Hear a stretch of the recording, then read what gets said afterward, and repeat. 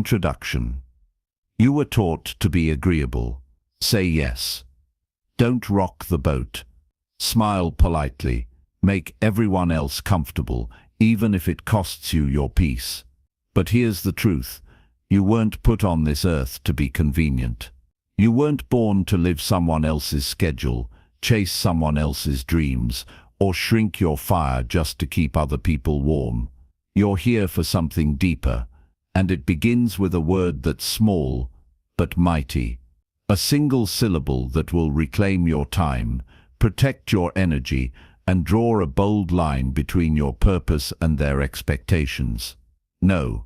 The word no is not rejection. It's not resistance. It's protection. It's a compass pointing back to your true north.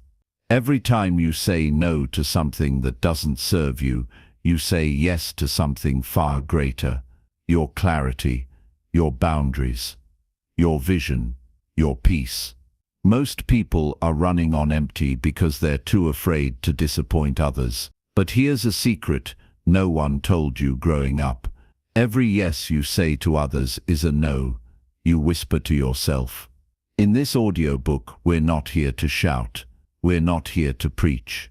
We're here to unlearn the lies, to dismantle the guilt, to rediscover your personal power, one bold no at a time. This isn't about arrogance, it's about alignment. This isn't about isolation, it's about integrity. And above all, this is about reclaiming your life, not later. Now, by the time we reach the end, no won't be something you fear. It'll be your greatest form of self-respect. Ready? Let's begin. Chapter 1. The first lie. Saying no means you're selfish. You were barely old enough to tie your shoes when they started training you. Be nice. Share your toys. Don't say no. It's rude. So you learned. You smiled when you wanted to scream. You nodded when your gut twisted in warning. You said yes, yes, yes, until yes became your default setting. You became agreeable, and in that process something precious was taken from you. Not all at once, but quietly, piece by piece. Your sovereignty. Here's what no one tells you. When you're taught that your value lies in being liked, you begin to betray yourself just to keep the peace. Saying no isn't selfish. It's a return to center. It's a refusal to hand over your life, your hours, your sanity to someone else's agenda. Selfishness is when you demand the world orbit around you. Saying no is when you choose not to orbit around someone else. There's a difference, a vital one. And yet, the word no is so misunderstood. We've buried it beneath shame, labeled it unkind, wrapped it in guilt until even thinking it feels like wrongdoing. But here's the kicker. The people who fear your no are often the ones who benefited most from your silence. That's why it stings. That's why they resist. Because every time you say no, you force them to face something they'd rather avoid, that they don't own your time, your love, your presence. You do. They'll call you cold, difficult, hard to work with, self-centered, and they'll be right. If by self-centered they mean you finally decided to center your life around something real, yourself. Let's be clear, saying no doesn't make you a bad friend, a bad employee, or a bad partner. It makes you an honest one. No is not rejection, it's a boundary. And the first step in reclaiming your life is this. Stop apologizing for protecting your energy. You don't owe everyone access. Not everyone gets a backstage pass. Not everyone should. There's no trophy for overextension. No medal for burnout. No prize at the end of your life for being the most exhausted. Saying no isn't a betrayal of others. It's a commitment to yourself. So let's rewrite the script. Not with permission, not with guilt, not with fear, but with conviction. This chapter isn't about turning your back on the world. It's about turning back to face yourself. You've bent over backward long enough. Straighten your spine. Raise your head. Speak the truth, even if your voice shakes. No is not selfish. It's sacred. Here's the part they never explain. People will only respect your boundaries after you enforce them, not before. Respect isn't given to those who always say yes. It's given to those who mean it when they say no. But that means some people will leave. Let them. That means some people will be angry. Let them. Anger isn't the worst thing someone can feel toward you. Disrespect is. And the more you dilute yourself just to be digestible, the more you teach others that your needs are optional. But your peace, that's not optional. Your sleep, your creativity, your ability to sit in a room and feel at home inside your own skin, that's not a luxury. That's your foundation. There's this silent epidemic happening. People walking around with smiles stretched across tired faces, nodding through obligations they never wanted, stuck in lives they never chose. They're praised for being reliable, helpful, team players, but inside they're vanishing. The spark is gone. The edge has dulled. The version of them that once dreamed fearlessly has packed up and left. And all because no one ever told them. Saying no isn't cruel. It's clarity. Look, the world doesn't need another doormat. It doesn't need another person saying yes when their soul is screaming. What the world needs is someone brave enough to choose what matters. Someone who can hear the noise and not flinch. Who can say, "That's not for me," and walk away without guilt. The people who say no aren't heartless. They just know what's worth their heart. Let's talk about the cost of yes. Every yes you give out of guilt creates a slow erosion inside. You feel it when you agree to stay late at work again, because you didn't want to seem ungrateful. You feel it when you say yes to a relationship, a call, an event, and halfway through you're already fantasizing about being alone again. That's not life. That's survival. Your yes should come from enthusiasm, not obligation, from purpose, not pressure. And if that means fewer people understand you, so be it. Let them misunderstand.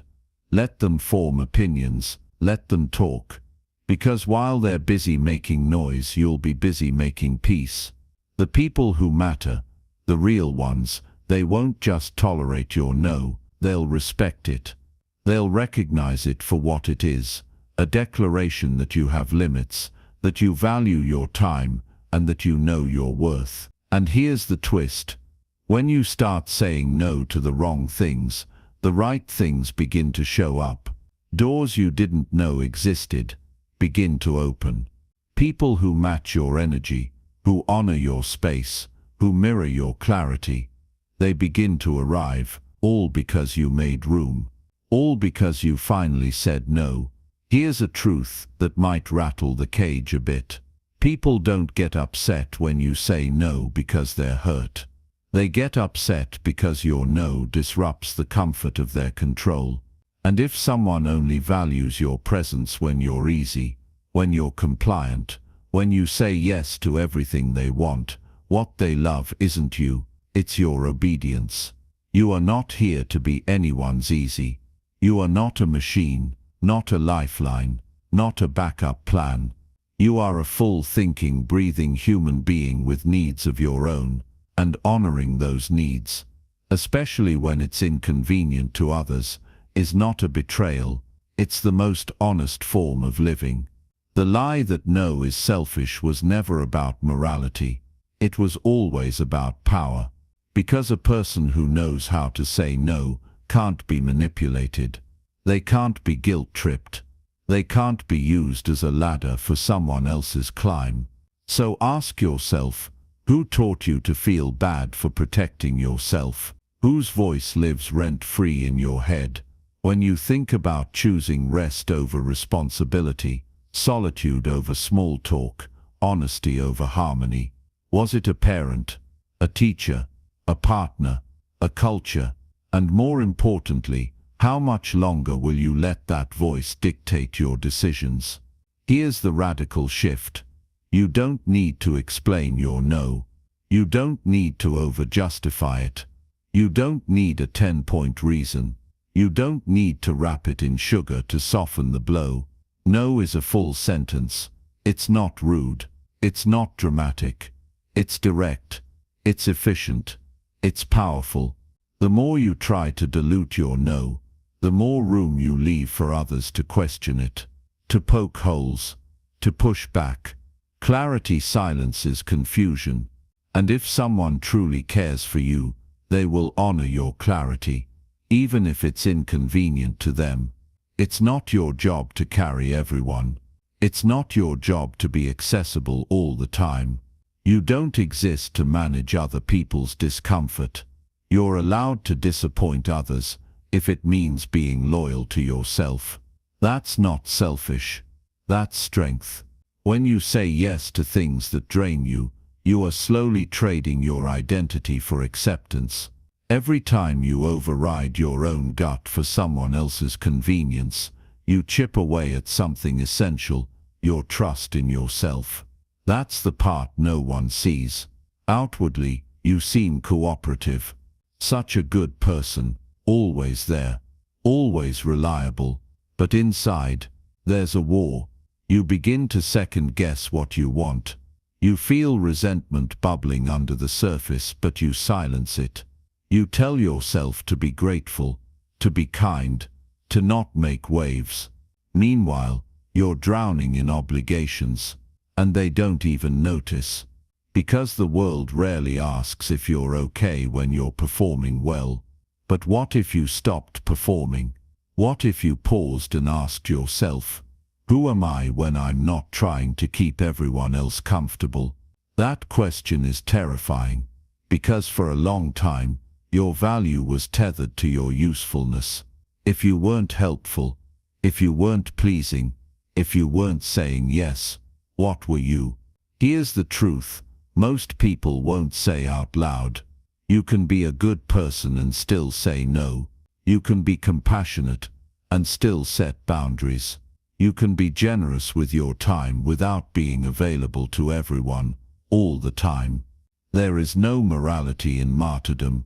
Your exhaustion doesn't make you noble, and the more you glorify self-sacrifice, the more you train others to expect it from you, to rely on it, to demand it. So it's not just about learning to say no, it's about learning to say it without guilt. That's the next layer. Guilt is the ghost that shows up when you start choosing yourself. It whispers that you're being mean, that you're disappointing people, that you're falling short of who you should be. But guilt is not a moral compass, it's a habit, a deeply embedded reflex from a lifetime of conditioning. The way out. You feel the guilt, and you don't obey it. You stand your ground. You breathe through the discomfort. You remind yourself, just because it feels wrong, doesn't mean it is wrong. Growth often feels like rebellion at first, because saying no is not just a word, it's a revolution inside you. A moment of choosing presence over performance, truth over politeness, integrity over approval, and that's what real empowerment looks like. It's not loud, it's not angry, it's not flashy, it's quiet, it's steady, it's a calm, unwavering voice inside you that finally says, enough. There comes a moment, quiet, unremarkable, almost ordinary, where you stand at the edge of your own habit. Someone asks something of you. You know the answer is no. You feel it in your stomach, in the tension behind your eyes, in the way your chest tightens, but your mouth opens. The word starts to form, yes, and this time, you catch it. This time, you pause. This time, you ask yourself, if I say yes, who pays the price? Because every yes has a cost. Sometimes it costs your evening. Sometimes your peace, sometimes your dreams. And sometimes, if you let it go too long, it costs your entire sense of self. You're not just saying yes to a task. You're saying yes to a pattern, to an identity you didn't choose, but accepted, to a role you've outgrown. So instead you try something different. You say it, maybe softly at first, maybe with a tremor in your voice, and everything in your body reacts, like you've done something wrong. But then something else happens. You feel lighter, not immediately, not dramatically, but subtly, like you've just dropped a weight you didn't realize you were carrying. That's the moment you begin to rebuild. Because saying no isn't about walls, it's about clarity. It's about knowing what you stand for, so you don't fall for everything. It's about recognizing that your time is a currency, and you no longer hand it out like spare change to anyone who asks. It's about refusing to betray yourself, just to keep a conversation comfortable, a dynamic familiar, a relationship intact. And most of all, it's about becoming someone you can trust. That's the real power of no. It's not rejection. It's not confrontation. It's not a fight. It's a return to what matters, to what's real, to yourself. So if you take nothing else from this chapter, take this. You do not owe anyone access to your time, energy, or presence just because they ask for it. You are allowed to protect your space. You are allowed to not explain. You are allowed to walk away.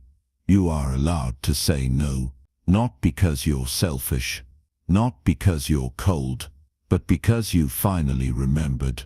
You're worth choosing to, worth choosing to, worth choosing. Chapter 2. The pressure to please. Let's call it what it is. People-pleasing is a survival strategy. You didn't wake up one day and decide to become the go-to person, the yes person, the fixer, the one who never says no. It happened slowly, like erosion. You realized early on that being agreeable got you approval, that staying quiet kept the peace, that saying yes made you easier to love. And so you did. You made yourself small so others could feel big. You softened your tone, swallowed your opinions, adjusted your needs. You learned that being liked was safer than being real. But here's the twist. That version of you, so polite, so helpful, so accommodating, wasn't you. It was the mask you wore to survive. People-pleasing is a skill, a talent even, but it comes at a cost. You become the expert in anticipating others' emotions while losing fluency in your own. You forget what you want. You silence your preferences. You hesitate, even in private, to claim space. Because somewhere deep down, you still believe, if I'm not useful, I'm not valuable. If I say no, they'll leave. If I speak up, I'll be too much. Let's be clear, this isn't about blame. It's about recognition. Recognizing the pressure to please is the first step in breaking the chain. Because the world is full of people who will gladly take your yes and give nothing in return. Not out of malice, but because you taught them it was free. You trained them. With every yes you didn't mean. With every boundary you let slide. With every time you made yourself available, even when you were running on fumes. Now it's time to retrain them, and that starts with something radical. Start pleasing yourself first. Ask yourself, what do I need right now? What would bring me peace? What is my truth in this moment? These are not selfish questions, they're necessary ones. Because a person who always puts others first isn't a saint, they're a ticking time bomb. Eventually resentment creeps in, and when it does, it poisons every yes you give. Authentic relationships don't need your self-abandonment to survive. They need your truth. Saying no doesn't mean you're pushing others away. It means you're finally inviting yourself in. So if the pressure to please has been your compass, it's time to recalibrate. Point it inward. Because no one else can give you the permission you've been waiting for. Only you can do that. And it starts, as always, with one word: no. You don't owe anyone the version of you that makes them comfortable. Read that again. The moment you start living for applause, you become a prisoner of other people's expectations. And the more you perform, the more the real you disappears behind the curtain. People-pleasing is theater. You smile on cue. You adjust your tone. You anticipate needs, read the room, shape-shift to fit.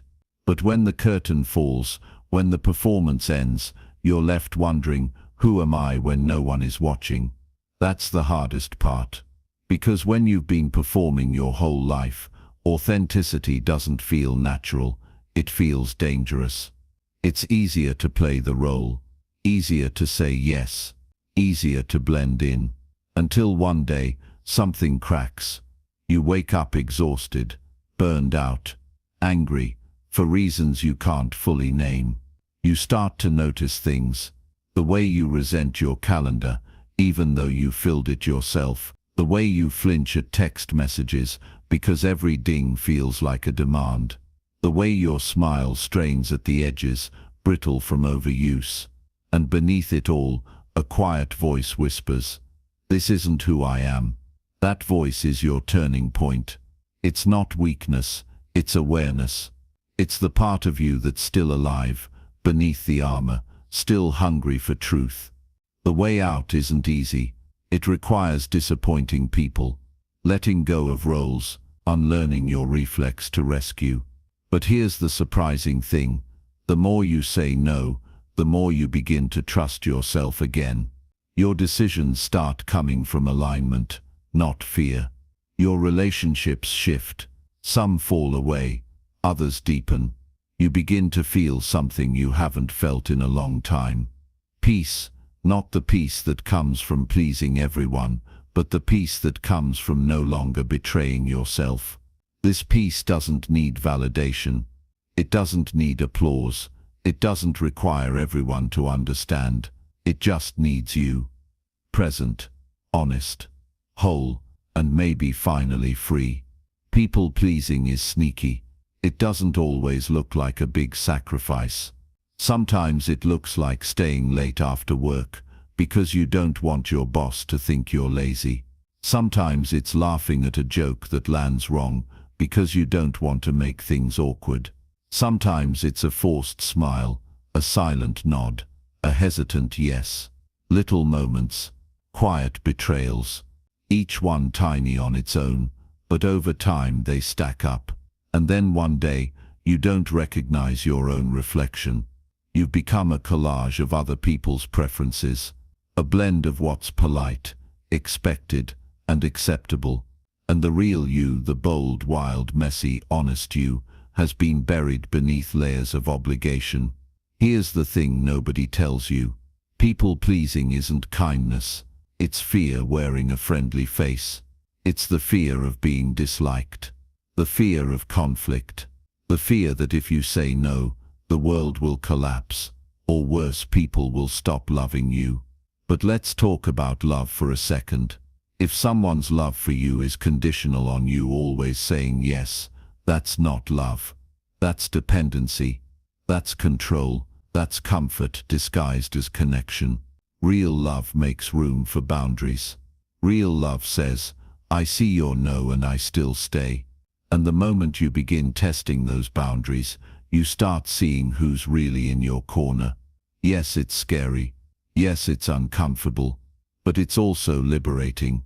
You begin to discover what it means to live with integrity, to say what you mean and mean what you say, to speak up even when your voice trembles, to say no even when your hands shake, to choose truth over harmony, knowing that the right people will respect you more for it. You don't have to explain yourself into exhaustion. You don't have to bend until you break. You get to take up space. You get to change your mind. You get to walk away from anything that costs you your peace. This is the revolution. You stop begging for permission and start giving it to yourself. Because you're not here to be digestible. You're here to be real. There's a lie you've probably swallowed whole, maybe without even realizing it. If I'm not needed, I'm not valuable. It creeps in quietly, maybe from a childhood where affection was earned through good behavior, maybe from a job where your worth was measured in output, maybe from a relationship where you were loved only when you were useful, so you became someone who could always be counted on, the one who shows up, the one who answers every call, the one who carries the weight that no one else wants to hold, and for a while it works. People praise you, they lean on you. You feel important, indispensable, even. But slowly the line blurs. You stop knowing where you end, and they begin. You forget what your own needs even are. You've trained the world to see you as a resource, and now no one asks how you're doing. They assume you're fine. You always are, even when you're not. But here's the truth, no one told you. Being needed isn't the same as being loved. People can need you without seeing you. They can depend on you without caring for you. They can praise your selflessness while quietly benefiting from your silence. That kind of validation is a drug, and the crash always comes. Because eventually the cost becomes too high. You're tired. Not the kind of tired that sleep fixes, but soul tired. Tired of shrinking. Tired of giving. Tired of being the strong one. And you realize, this isn't generosity. This is self-erasure. True generosity flows from fullness, not depletion. You don't have to earn your worth through exhaustion. You don't have to prove your goodness by abandoning yourself. You are allowed to exist, even when you're not useful. So what happens when you stop chasing worth through performance? At first, there's panic. Who am I if I'm not the helper, the healer, the reliable one? But soon, if you stay still long enough, something else rises, your own voice. Quiet at first, a whisper, but it's yours. Raw, unfiltered, true, and it says, I deserve rest. I deserve peace. I deserve to belong to myself before I belong to anyone else. That's not selfish. That's reclamation. You were never meant to be everything for everyone. You were meant to be yourself, fully, unapologetically, and without permission. The pressure to please has a cost, and the invoice always comes due. It shows up in your stress levels, your sleepless nights, your resentment toward people who have no idea they're crossing a line you never voiced. Because how could they know? You smiled, you said yes, you made it look easy, but inside you were screaming. That's the paradox of people-pleasing. You sacrifice yourself to make others comfortable, and they never even know you're bleeding. So what happens when you stop? When you say no? When you choose yourself? When you dare to be honest, even if it shakes the ground a little? At first it's awkward. You over-explain. You feel guilty. You second-guess your right to say no. But each time you hold the line, something inside you strengthens. The shaking becomes stillness. The guilt becomes clarity. The silence inside you starts to echo with power. And the people who truly see you, they don't leave. They don't guilt you. They adjust. They rise to meet the new standard you've set, not just for them but for yourself. Here's what no one teaches you growing up. Your boundaries are a mirror. They reflect what you believe you're worth. When you set weak boundaries, people assume you don't value yourself. When you set strong boundaries, you teach the world how to treat you. It's not about control. It's not about punishment. It's about protection. You're protecting your time, your energy, your mental clarity, your peace. Because without peace, nothing else matters. So from here on out, when you feel the old urge rise, the need to explain, to soften, to make it easier for everyone but yourself, pause and ask, what would I do if I truly believed I was enough, even when I say no? Let that question guide you, because people-pleasing will always ask for more. But self-respect draws a line, and then it stands behind it, firm, quiet, unshaken. That's where we go next. Chapter 3. When you start saying no. The first time you say no, it feels like an earthquake. You expect the ground to split open. You brace yourself for backlash, for people to leave, get angry, call you names, question your character. Sometimes that happens. And when it does, it confirms the fear you've carried for years. If I stop pleasing them, I'll lose them. But here's the truth you discover in that rubble. If your yes was the glue holding something together, that thing was already broken. People often say they love you, but what they really love is the version of you that serves their comfort. When that version changes, their love gets tested, so they push back.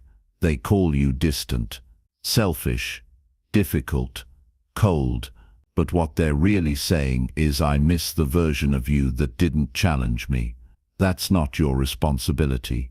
Your job is not to carry other people's disappointment. Your job is to honor your truth, even when it disappoints others. Because here's what else happens when you start saying no. You stop attracting the takers. You stop drawing in relationships that thrive on imbalance.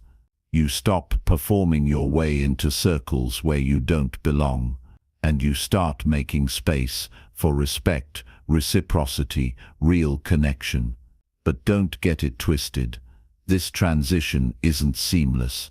There's grief in letting go of old roles, grief in outgrowing relationships you once depended on, grief in realizing that the version of you they loved wasn't the full you, and yet that grief is sacred. It means you're alive. It means you're evolving. Saying no is the beginning of alignment, but alignment demands a purge. The false must fall away before the real can arrive. You might lose some people, but you'll never lose yourself again. And that trade, it's always worth it. There's a certain silence that follows your first few no's. It's not always the dramatic confrontation you braced for. Sometimes it's just a pause, a shift, a subtle tension in the air. Like people aren't quite sure what to do with this new version of you. They look at you differently. They question your tone. They start sentences with, "You've changed," and they're right. You have. Because change is what happens when you stop pretending. It's what happens when you stop apologizing for having a spine. But here's the part that's hard to swallow. Not everyone will like your boundaries, especially the ones who benefited from your lack of them. Some will try to guilt you. Some will try to test you. Some will vanish altogether. And every part of your nervous system will scream to go back, to smooth things over, to soften, to make it easier. That's the old conditioning flaring up, the reflex to trade truth for acceptance, to say yes, even when it costs you peace. Don't fall for it. Let the discomfort rise. Let the silence stretch. Let people adjust, or not. Your no doesn't require agreement. It doesn't need approval. It stands on its own, because this isn't about being liked anymore. It's about being real, and realness comes with friction. People might call you cold, but they never called you when they needed to check if you were okay. They only called when they needed something. So now the phone doesn't ring as much. The invitations slow down. The circle shrinks. And in that space, something sacred begins to grow. Your self-trust. You begin to hear yourself more clearly. To know what yes feels like when it's real. To feel your no without guilt. You stop reacting.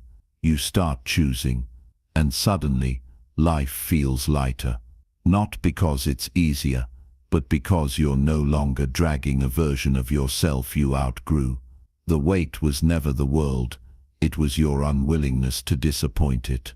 Now you're learning to carry something better. your truth. There's a strange kind of freedom that follows the word no, not right away. At first, it's a tremor, a whisper, a question echoing inside. Did I just mess everything up? But over time, the noise fades. The fear that saying no will make you unlovable begins to shrink. The guilt starts to loosen its grip. And in its place, something new arrives.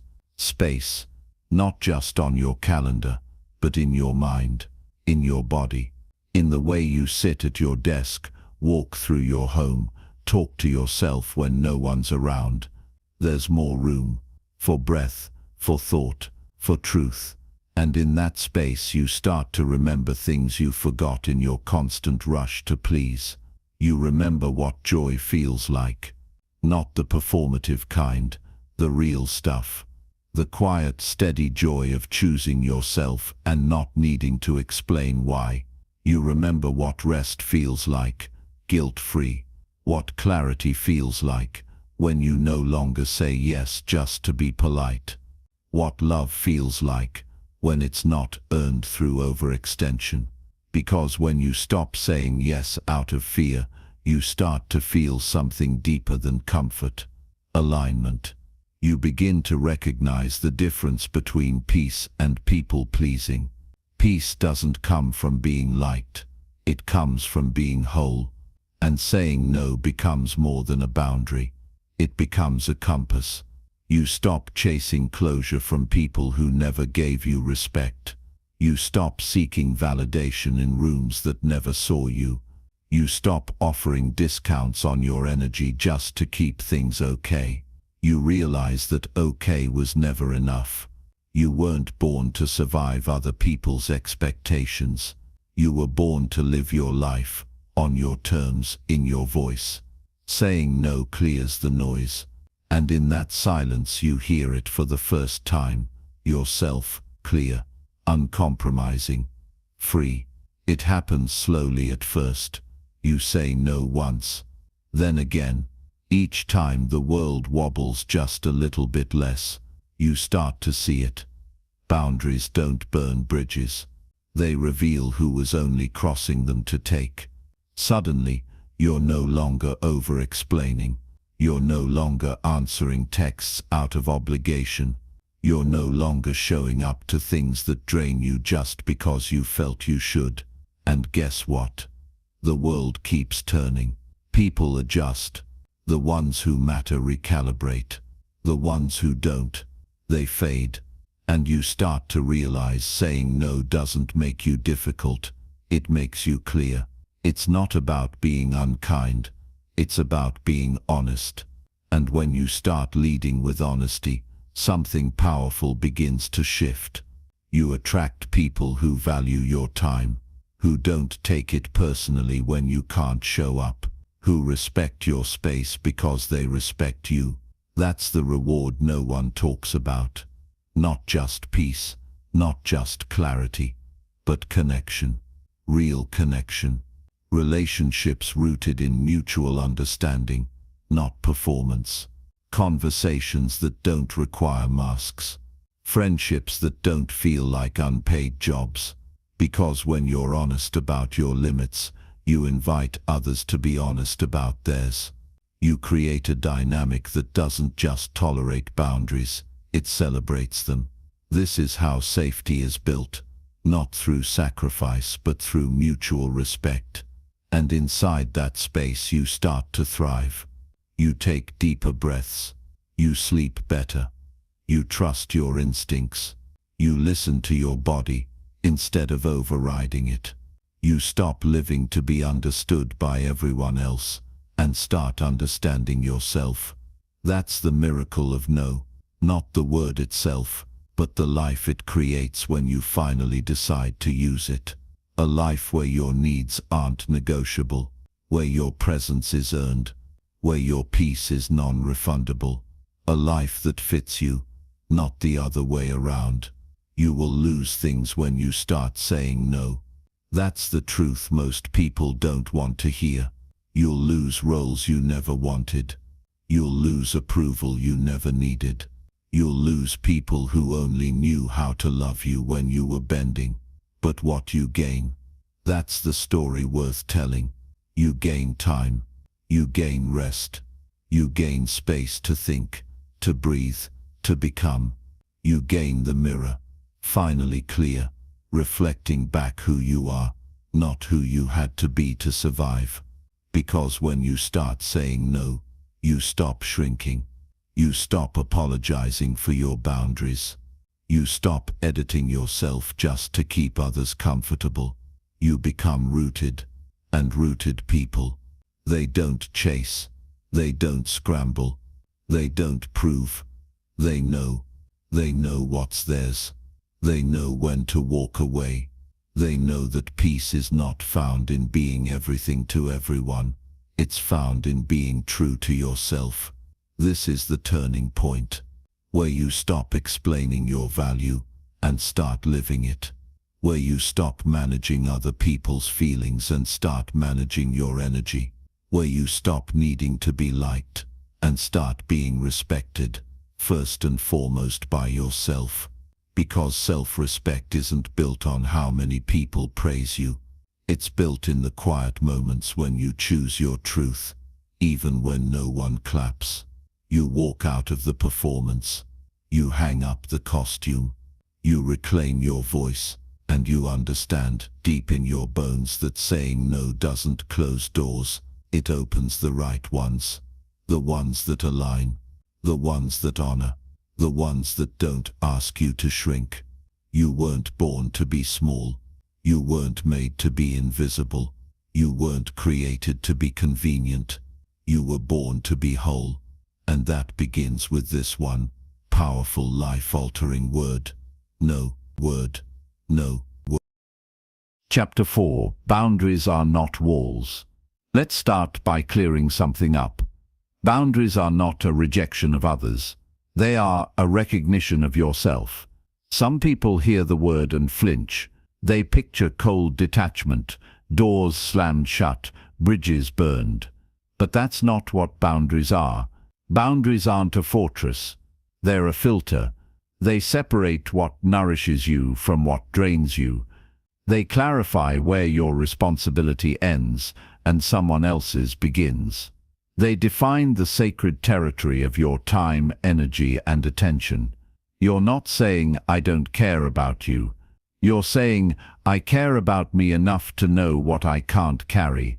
And the truth is, healthy boundaries create deeper connection, not weaker ones, because real intimacy can't exist without truth. And truth can't breathe in a space where your needs are constantly compromised. Without boundaries, relationships become contracts you never agreed to. They're built on assumptions, guilt, obligation. You say yes when you mean no. You hold resentment like a secret. You perform kindness instead of living it. That's not love. That's survival. Boundaries say, here's who I am. Here's what I need. Here's what I can offer. Not as a threat, not as an ultimatum, as clarity. And clarity is a gift, to you and to everyone around you. It removes the guesswork. It builds trust. It shows others how to love you authentically, not performatively. Because when people know where your lines are, they can meet you where you actually are, not where they assume, hope, or expect you to be. That's when connection becomes real, rooted, honest, balanced. Boundaries aren't the end of love. They're the beginning of real love. The kind that doesn't cost your identity. The kind that honors your wholeness. The kind that says, I see you, and I respect you enough not to cross what you've claimed as sacred. Here's a truth most people never learn. When you set boundaries, you're not controlling other people. You're simply taking responsibility for yourself. You're saying, this is what I need to stay healthy. This is what I need to be present. This is what I need to remain whole. And that's powerful, because most of us were never taught to speak that clearly. We were taught to endure, to adjust, to hold it all together. But endurance without limits becomes resentment. Adjustment without choice becomes self-erasure. Boundaries are where you stop pretending you're okay when you're not. They're where you stop smiling when your heart is heavy. They're where you choose real over easy. And it can feel scary, because the first time you say, "I won't accept that," or "that doesn't work for me," or "I need time to myself," you feel exposed, like you just stepped outside without armor. But what you're really doing is stepping into truth. You're giving yourself permission to exist as a full person, not just a function in someone else's story. And that act alone reshapes every space you walk into. You stop shrinking to keep the peace. You stop softening your needs so others don't feel discomfort. You stop over-explaining your decisions just to avoid judgment. You say what you mean, and you mean what you say. And the people who can meet you there, they stay, they grow with you, they rise to meet the version of you that no longer performs. But the ones who are only there for the access, the convenience, the compliance, the endless yes, they begin to fade. Let them, because your job isn't to convince anyone to respect your boundaries.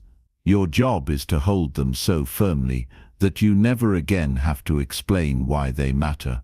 They matter because you matter. And when you finally believe that, everything changes. Every time you say yes to something you don't want to do, you're saying no to something else. To your rest, to your passion, to your peace. Boundaries are how you reclaim your priorities. They draw a map of your values, not what you say you value, but what your actions prove. When you say no to the dinner you don't want to attend, you're saying yes to your evening, your solitude, your quiet joy. When you say no to a call that drains you, you're saying yes to preserving your clarity. When you say no to one more task on an already heavy day, you're saying yes to your humanity. Because you're not a machine. You were not built to operate without limits. You were not designed to be available at all times. You were not created to say yes without question. Boundaries remind you that you're allowed to have needs, to have limits, to take up space and not apologize for it. And in a world that glorifies overachievement and overextension, this act is radical. We've been conditioned to believe that saying yes means we're strong, but sometimes strength looks like rest. Sometimes it looks like canceling plans. Sometimes it looks like logging off, turning down the volume, disappearing from the noise, and choosing yourself. That's not selfish, that's sustainable. Because burnout doesn't just happen from doing too much. It happens from doing too much of what isn't aligned. Boundaries cut through the noise. They sharpen your focus. They guard your energy like it's sacred, because it is. And over time, as you practice, it gets easier. You begin to feel the moment when your yes starts turning into a maybe. You begin to hear the hesitation in your voice. You begin to trust that discomfort isn't a red flag. It's a message, a cue, a signal to check in. And you do, because now your life is no longer dictated by pressure, it's shaped by choice. That's the magic of boundaries. They don't just keep the wrong things out. They make room for the right things to come in. There's a quiet confidence that comes from knowing your limits. You don't need to prove anything. You don't need to defend every decision. You don't need to over-explain or apologize for protecting your peace. That's what boundaries give you, the freedom to stand in your truth, without asking for permission. You begin to realize you were never obligated to carry so much. Not every emergency needs your attention. Not every message requires an immediate reply. Not every opportunity is meant for you, even if it looks good on paper. Because when you stop living reactively, you start living intentionally. Boundaries carve out space for what actually matters, for the work that lights you up, for the people who respect your time, for the moments that fill you instead of depleting you. This isn't about isolation, it's about curation. You become selective, not from arrogance but from awareness, because now you know your energy is finite, and you refuse to waste it on what drains, distracts, or diminishes you. So you say no more often, you cancel when you need to, you pass on things that used to feel like obligations, and you stop feeling guilty about it. At first it feels strange. You're used to stretching, used to tolerating, used to over-accommodating. But something shifts when you start honoring your edge. You begin to trust yourself more deeply. You start listening to the quiet voice inside that always knew what you needed. You start living from your center instead of your anxiety. And from that place, life looks different. Conversations get clearer. Work becomes more focused. Relationships deepen, not because you're doing more, but because you're showing up fully. You're no longer fractured, scattered, exhausted. You're present. And presence is where your power lives. That's what boundaries make possible. Not just rest, but realness. Not just protection, but presence. They bring you home to yourself. Most people are never taught how to set a boundary. We're taught to be polite, to avoid conflict, to keep things smooth and agreeable. But here's the cost of that politeness. You spend years being everything to everyone else and nothing to yourself. Boundaries are how you come back. Back to your voice. Back to your body. Back to the version of you that isn't spread so thin she disappears in the lives of others. You start to say things you've never said before. I'm not available for that. That doesn't work for me. I'm not able to take that on. At first these words feel strange, like shoes that don't quite fit yet.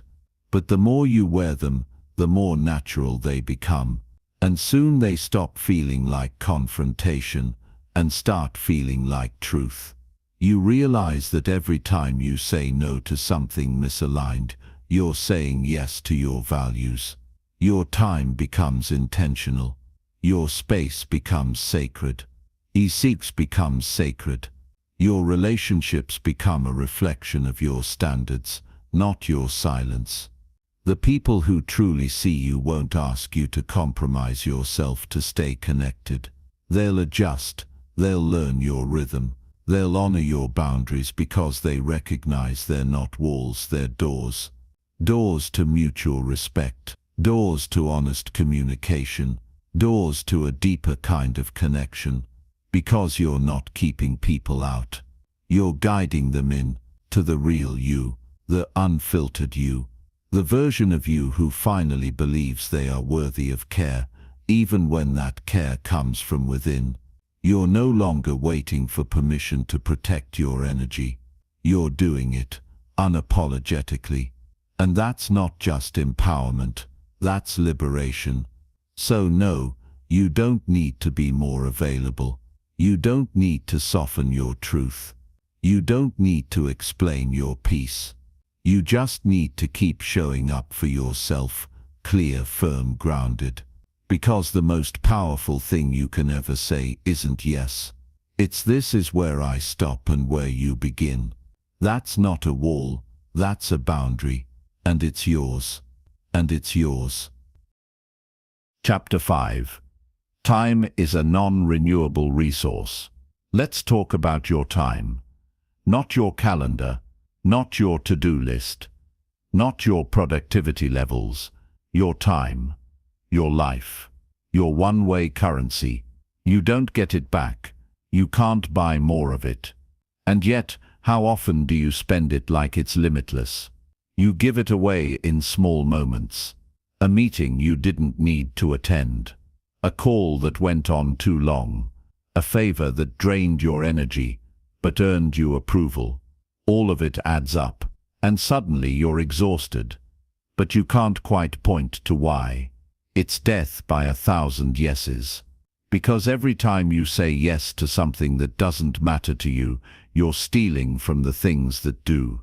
Your time is not just about what you do, it's about who you become in the space you allow yourself to exist. That novel you never wrote, that course you wanted to take, that trip, that hobby, that long quiet afternoon just for yourself. They don't slip away all at once. They disappear behind obligations that were never yours to begin with. Here's the shift. Start treating your time like it belongs to your future self. Would she thank you for how you're spending this hour? Would he feel proud of how you protected your energy today? Time isn't just measured in minutes. It's measured in presence, in attention, in alignment. So start asking the harder questions. Does this commitment move me forward or hold me hostage? Is this request honoring my time or hijacking it? Is this a true yes or just a fear of saying no? Because the way you spend your time is the way you spend your life. And if you're not careful, you'll reach the end of a week, a year, a decade, and realize you were busy the whole time but never present. You don't owe anyone your time just because they ask for it. You don't have to apologize for protecting the minutes that matter. You don't have to say yes just to keep the peace. You are allowed to say, that doesn't work for me. You are allowed to say, I don't have space for that right now. You are allowed to guard your time like it's sacred, because it is. This chapter is not about managing your schedule. It's about reclaiming your life. You don't need more hours in the day. You need to stop giving your hours to things that starve you. It's not about hustle. It's not about waking up earlier or multitasking harder. It's about choosing what actually deserves your time and what doesn't. Because when you say, I don't have time, what you often mean is that's not a priority. And that's okay, until it's not. Until your priorities start slipping down the list. Until your dreams are the last thing you schedule. Until the version of you you're becoming is shaped entirely by other people's urgency. This is where it changes. This is where you get honest about what you're allowing to steal your minutes. How many hours have you lost in conversations that went nowhere? In tasks that kept you busy but moved nothing forward? In overthinking decisions that didn't matter in the long run? How many days have blurred together, not because you didn't work hard, but because none of it was yours?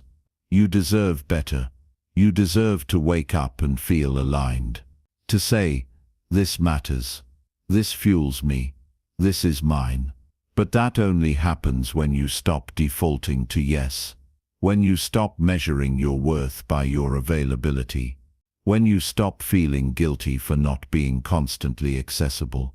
You weren't born to be on call for the world 24/7. You were born to build something sacred with your time.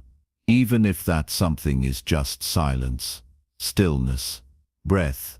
Because time well spent doesn't always look productive. Sometimes it looks like closing your laptop early, like turning down the event, like going for a walk instead of checking your inbox. That's not laziness. That's legacy. You're building a life with your time. Make sure it's a life you want to live. And that might mean saying no to everything that doesn't fit until what's left is exactly right. There's a certain pride people take in being busy. We brag about packed calendars. We glorify exhaustion. We use busyness like a badge that says, look how important I am. But the truth is, being busy isn't the same as being intentional. And doing more doesn't always mean you're living more. Sometimes it just means you're avoiding what matters. It's easier to stay in motion than to be still. Easier to fill your day with obligations than to ask yourself if you even want the life you're rushing through. But here's the thing. If you don't protect your time, someone else will use it for you. Every yes you give without thought becomes an open door, and not everyone who walks through it comes with respect. Some come with demands. Some come with distractions. Some come with their own priorities, expecting you to carry them like they're yours. And every time you agree, just to avoid friction, you train the world to treat your time like it's dispensable. But it's not. Your time is the container for your purpose. And when you give it away without question, you dilute the very life you're meant to build. So you start making cuts, not from cruelty, but from clarity. You remove the meetings that could have been emails, the relationships that only reach for you when they want something, the obligations that look noble but feel heavy. And in their place you create margin. You give yourself space to breathe, to think, to decide, without rush, without noise, without pressure. Because this isn't about doing less for the sake of minimalism. It's about doing more of what aligns. You start asking better questions. Does this nourish me? Does this bring me closer to who I'm becoming? Does this deserve a piece of my one wild, precious life? If the answer is no, you let it go. Because now you understand, your time is not a favor. It's a finite resource.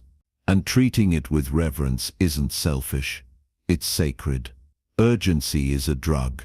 It tricks you into thinking everything is important, that every message demands a response, that every ask must be met with a yes, and quickly. But urgency isn't always truth. Sometimes it's someone else's poor planning. Sometimes it's pressure disguised as importance. Sometimes it's the echo of a world that confuses speed with value. And if you're not careful, urgency will run your life. It will have you sprinting through your days without ever asking, is this even mine to carry? Here's a radical idea. Not everything deserves your immediate attention. You don't owe instant replies. You don't have to say yes on the spot. You don't have to let other people's timelines dictate your pace. You get to pause. You get to evaluate. You get to protect your bandwidth, not just for emergencies but for your existence. This is how time boundaries start to take shape. You begin scheduling white space in your day. You start ending meetings on time, even if others aren't used to it. You block off time just for you, not filled with work, not filled with errands, just you. At first it feels selfish, indulgent even, but what you're actually doing is reclaiming your rhythm. You're saying, I will not live in reaction mode. I will not spend my life on call for chaos. I will not measure my worth by how quickly I respond to noise. You shift from urgency to intention. And intention is where everything changes. Your yes becomes powerful because it's rare, honest, chosen. Your no becomes liberating because it's not about rejection, but alignment. And your time, it becomes yours again. That's when the rush quiets. That's when the pressure loosens. That's when you stop being a responder and start being a creator.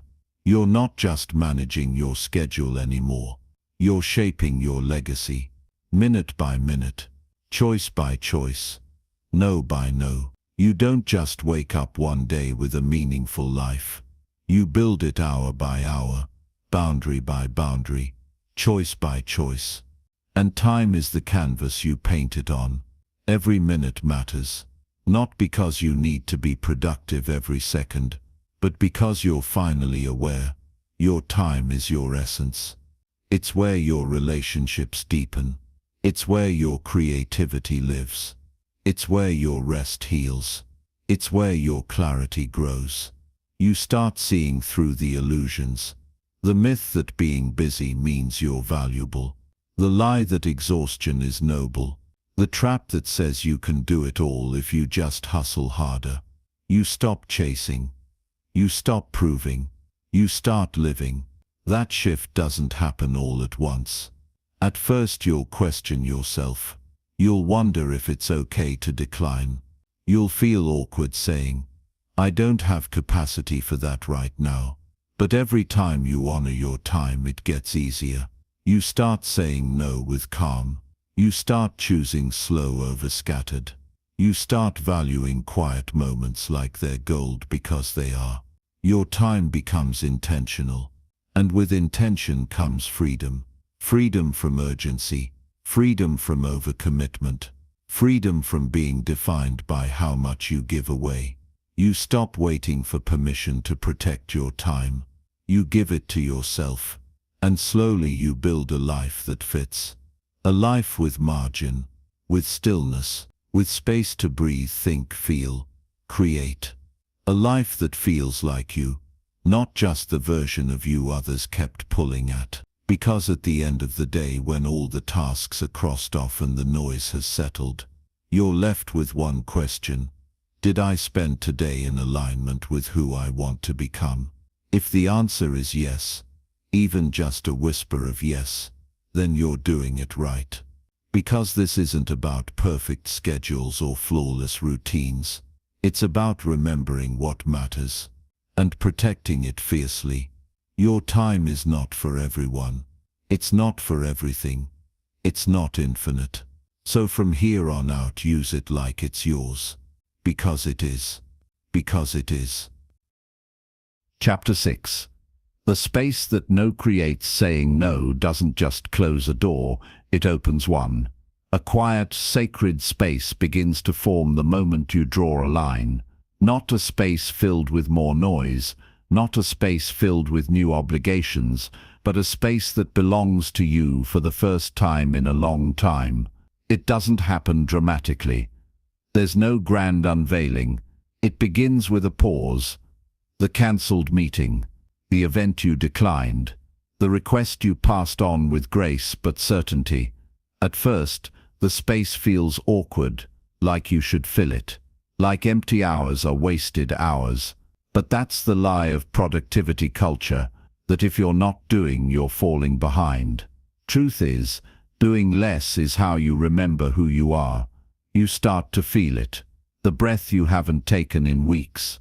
The thought that surfaces now that your mind isn't crowded. The clarity that only quiet can bring. That's what no gives you. Margin. Room to reflect. Room to feel again. Room to move on purpose instead of by momentum. And it's in that room that your real life begins to rise. You begin writing again. Not because someone's waiting on a draft, but because you have something to say. You go for a walk, not to close your rings, but because the sky is beautiful and your body asked for movement. You rest, not as a reward, but as a right. This is what happens when you stop filling every moment with someone else's urgency.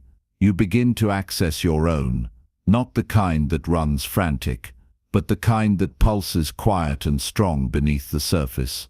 Purpose, presence, peace. They can't reach you when your schedule is overflowing, but they bloom in the space your no protects. And that space, that's not emptiness. That's your life finally having room to breathe. At first the silence can feel loud. You're used to being filled with noise, with plans, with conversations, with movement, with other people's wants, opinions, requests. When all of that fades, it's tempting to rush back, to scroll, to schedule, to say yes again just to feel useful. But if you wait, if you stay just a moment longer in that space your no created, something else starts to rise. You, the real you, the one who's been buried beneath all the people-pleasing and overcommitting, the one who hasn't had time to breathe, to feel, to listen. And what you find might surprise you. You're not lazy, you're not flaky, you're not too much or too sensitive. You're just someone who's finally tuned back in. You begin to hear the questions you've been too busy to ask. What do I actually want? What do I miss about myself? What would my life look like if I wasn't living for everyone else? And as those questions unfold, answers begin to come, not from outside, but from within. This is the beauty of the space no creates. It's not empty. It's alive. It holds your ideas, your clarity, your curiosity. It makes room for new dreams to stretch their legs, for old passions to whisper, "Hey, remember me."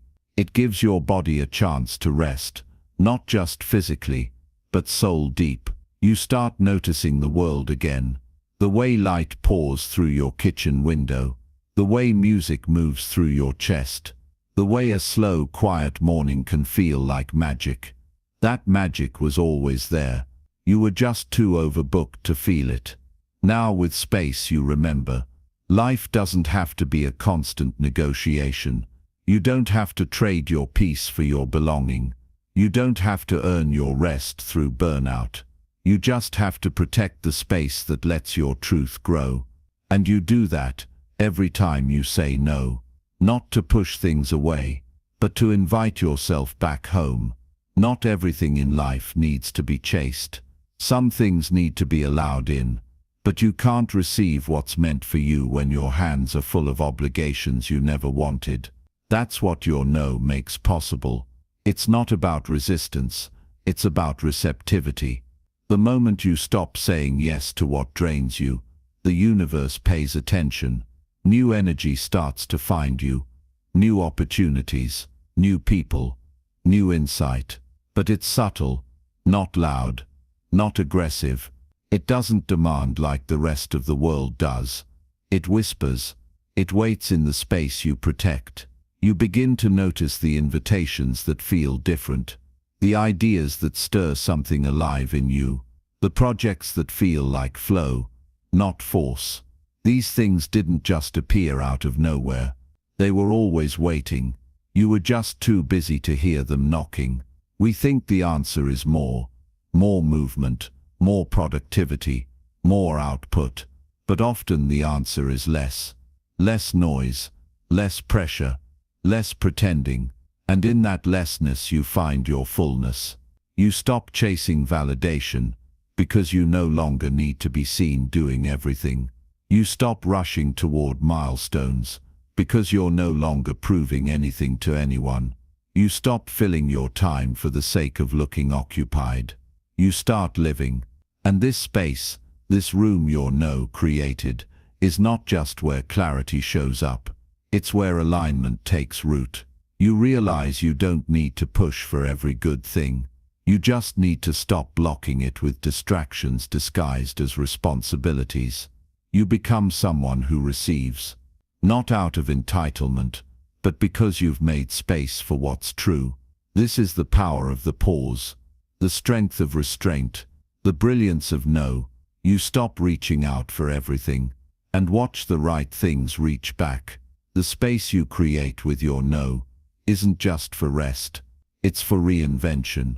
You start noticing that things feel different. Your mornings are slower, but not aimless. Your decisions are quieter, but more grounded.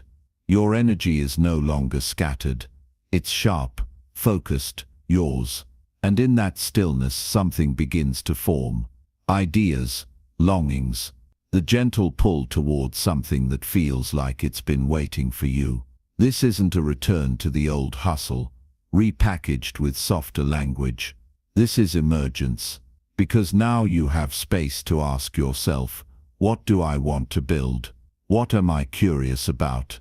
What would I try if I didn't owe anyone an explanation? You might feel a little reckless, a little foolish, but that's what it means to step into possibility. You begin exploring again, not to impress, not to outperform, but to connect with yourself, with your joy, with your creative edge. And in this space, nothing feels forced.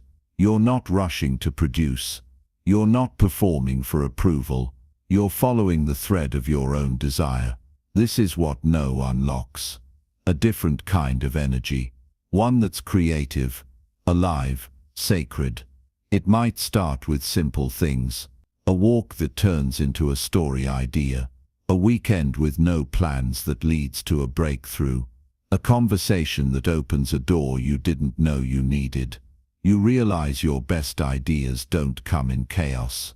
They come in stillness, in moments you once thought were empty, but are actually rich with potential. Your life begins to take shape again, not as a reaction but as a creation. And all because you were brave enough to say no to the noise, to the pressure, to everything that told you staying busy was the same thing as being alive. Now you know better. Now you choose differently. And everything begins to shift. Here's what no one tells you. When you finally create space in your life, you realize you've been living in a fog, always rushing, always reacting, always a step behind your own truth. But in that space, that quiet room you protected with every no, you begin to see clearly. You see what's yours to carry, and what never was. You see what you miss, and what you don't. You notice who checks in when you're no longer available. You notice which commitments you don't even think about anymore. You notice that you don't miss the chaos, not even a little. And slowly you begin to build a new relationship with yourself, one that's based on trust, not sacrifice, one that asks you to show up honestly, not endlessly. You realize that you don't have to fill every moment. You don't have to answer every call. You don't have to carry guilt just because you chose your own peace. This space you've created is not a luxury. It's not a treat you give yourself when everything else is done. It's a foundation. It's where you meet yourself again. It's where your clarity, your confidence, and your creativity are reborn. And what grows from here, that's up to you. Maybe it's a new idea. Maybe it's a deeper relationship. Maybe it's simply a better night's sleep. Whatever it is, it will be rooted in truth, not pressure, not performance, not the expectations of a world that never asked how you're doing, only what you're doing. You no longer exist to meet the demands of others. You exist to become who you were always meant to be. And that person, she needs space. He needs silence. They need sovereignty. So keep saying no, not because you're shutting people out, but because you're letting yourself in. This is your life. And now finally, it's starting to feel like it. Chapter 7. Getting comfortable with discomfort.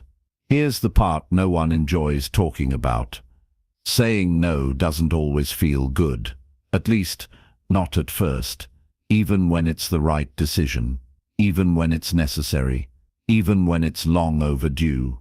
There's discomfort, that tight knot in your stomach, the quiet worry that you've upset someone, the lingering thought, maybe I should have just said yes. This is where most people turn back. They say no once, feel the emotional friction, and decide it's not worth it.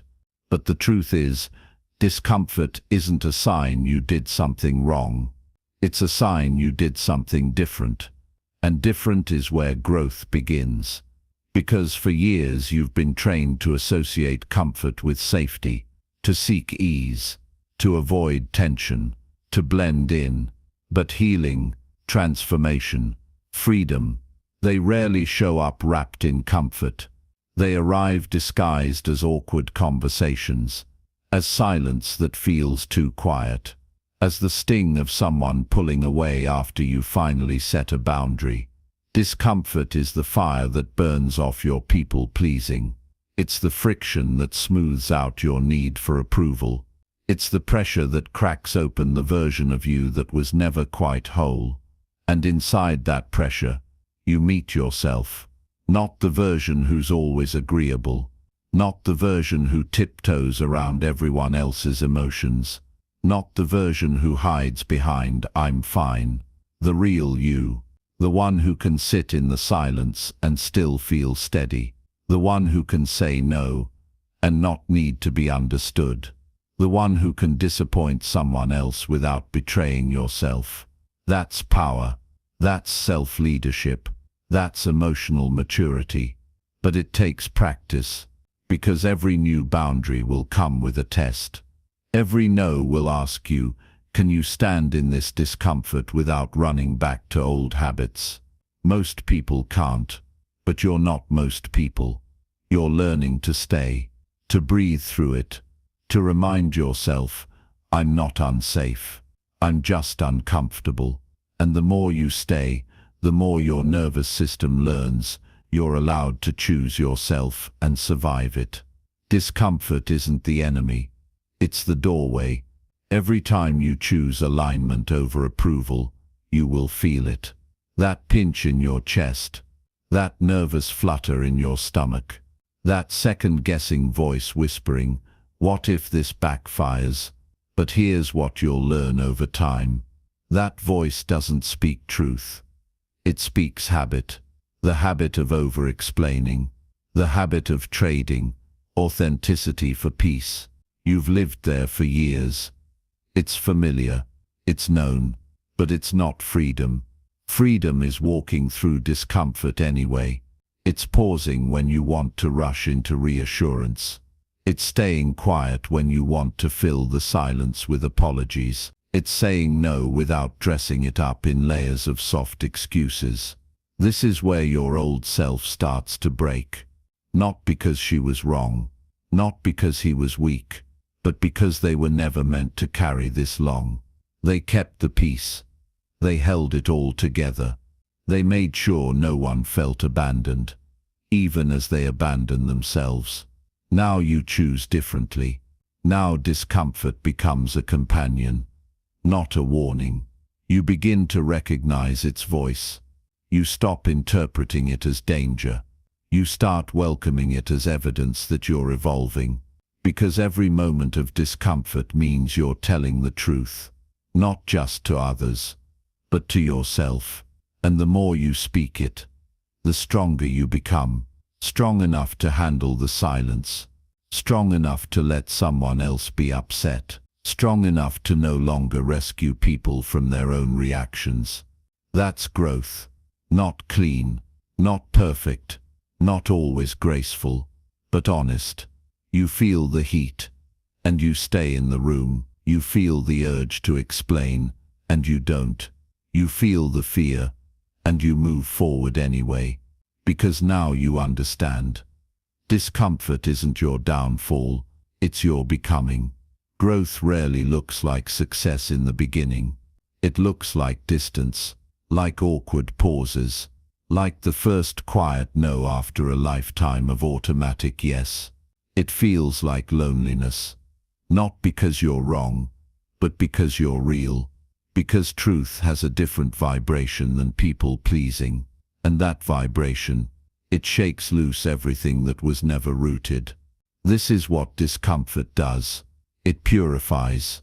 It strips away the roles you've played to keep others comfortable. It burns off the masks you wore just to be liked. It dismantles the identity built on approval and applause. You find yourself standing in a room with fewer people, but you feel more yourself than ever. This is the paradox. You lose what was never meant for you and gain what always was, but only if you stay in it. Only if you stop reaching for the exit. Only if you stop muting your truth. The moment someone else flinches, discomfort will try to convince you to go back, to smooth it over, to shrink, to explain yourself into safety. Don't. Stay uncomfortable. Let your hands shake. Let your voice crack. Let people misunderstand you, not because you enjoy it, but because you're learning how to live without constant validation. You're learning how to live free. And freedom, real freedom, requires you to be okay with not being everyone's favorite. It asks you to be okay with tension, with being too much for some, with being different than you were before, because this new version of you, they don't bend like the old one did. They don't perform. They stand, steady, whole, unafraid of the waves their presence makes. This isn't recklessness. It's integrity. And discomfort. It's the signal that you're standing somewhere new, somewhere right. Every time you say no, you stretch a muscle most people never develop, the ability to tolerate other people's disappointment, not maliciously, not coldly, but with clarity, with kind, with zero apology. That skill changes everything, because once you can sit in the discomfort of someone else not liking your boundary, without needing to change it, you become unstoppable. You're no longer held hostage by the need to be understood. You're no longer running from tension. You're no longer shrinking to fit places that don't honor your wholeness. That kind of power, it's quiet. It doesn't raise its voice. It doesn't seek revenge. It simply holds the line. And people notice. Some will push harder. They'll test your resolve, tap your guilt, lean on the old you who always folded. But that version of you is no longer in charge. Now you recognize the test, and you don't panic. You breathe. You stand. You repeat the boundary calmly if needed. And you remind yourself, their reaction is not your responsibility. Discomfort will flare up, yes. Your pulse will quicken. You'll wonder if you're being too harsh, too inflexible. But underneath all that noise, something steady is rising. Self-respect. The more you honor it, the more natural it feels. And soon that discomfort, it doesn't go away completely, but it becomes familiar. A companion, not a threat. A reminder that you're choosing alignment over ease. And alignment always wins. Because when your yes is honest and your no is rooted, the ground beneath your feet begins to feel solid again. You're no longer balancing other people's needs while ignoring your own. You're no longer editing your truth for the sake of acceptance. You're free. And freedom isn't always comfortable, but it's always worth it. You are not here to feel comfortable all the time. You're here to grow, to evolve, to remember who you are beneath all the roles you were taught to play. And growth, it happens in tension, in the stretch, in the brave, shaky moments where you choose truth over ease. Discomfort isn't punishment. It's a signal. It means you're stepping outside the script. It means you're no longer operating on autopilot. It means you're choosing consciously, not reactively. And every time you sit in that discomfort without running, you teach your nervous system a new language. Safety doesn't require approval. Peace doesn't require perfection. Love doesn't require self-abandonment. You begin to trust yourself, to regulate in real time, to pause when your heart pounds and say, this is new but it's not wrong. That kind of inner stability changes everything. You stop being afraid of conflict. Not because you enjoy it, but because you've learned how to stay present in it. You stop avoiding hard conversations, not because they're easy, but because you've learned they're necessary. You stop fearing rejection, not because it won't hurt, but because it won't define you. This is emotional endurance, the quiet kind. The kind built in daily decisions to keep choosing your values even when it's uncomfortable. Especially then, because discomfort doesn't mean something's broken. It means something real is happening. And if you can keep choosing yourself even when it trembles, even when it aches, you'll come out the other side with something no one can take. Unshakable self-respect. So next time it gets hard, when the guilt creeps in, when the silence feels unbearable, when the world asks you to make it easy again, remember this: you're not doing it wrong. You're just doing it different. And different is where the real life begins. Real life begins. Chapter 8. Let your no be your compass. There comes a moment when you stop using no as just a shield and start using it as a compass. At first it was about defense, about protecting your peace, about holding the line. But now your no is about something deeper. It's about direction. Every time you say no, you're not just closing a door, you're choosing a path. You're saying, that's not who I am. That's not the life I'm building. That's not how I want to feel when I wake up. And that choice, small as it may seem, is sacred. Because your life doesn't just happen. It's created. Decision by decision, boundary by boundary, no by no. You begin to realize that your no is not an interruption to your life. It is your life shaping itself in real time. You say no to urgency, so you can say yes to presence. You say no to obligation, so you can say yes to authenticity. You say no to pleasing, so you can say yes to purpose. And with each one, your clarity grows. You stop doubting yourself.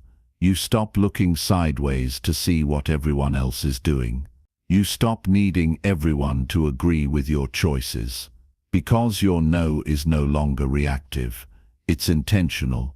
It's rooted in vision, in self-respect, in the grounded knowing of someone who doesn't need to be led by fear anymore. This is what freedom feels like. Not just the ability to say no, but the wisdom to know when to use it. You're not burning bridges, you're building one, straight back to yourself. And with every step, the path becomes clearer. The most powerful people you'll ever meet. They aren't the loudest, they're the clearest. They move with intention, they protect their time. They say no with ease, not because they're harsh, but because they're anchored. That's what your no gives you. Anchor, direction, ground beneath your feet. It becomes a filter. Not everything gets in. Not everyone gets access. Not every opportunity is a fit, even if it looks shiny from the outside. Because you've learned just because you can, doesn't mean you should. Not every invitation is aligned. Not every connection is meant to last. Not every yes leads where you want to go. Your no helps you discern. It cuts through noise. It silences guilt.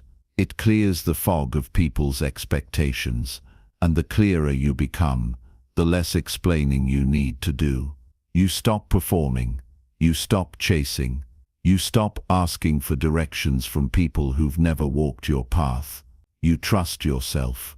That trust builds with every boundary you hold, with every moment you say, this isn't right for me, even when it's uncomfortable, with every time you walk away, not in anger, but in alignment.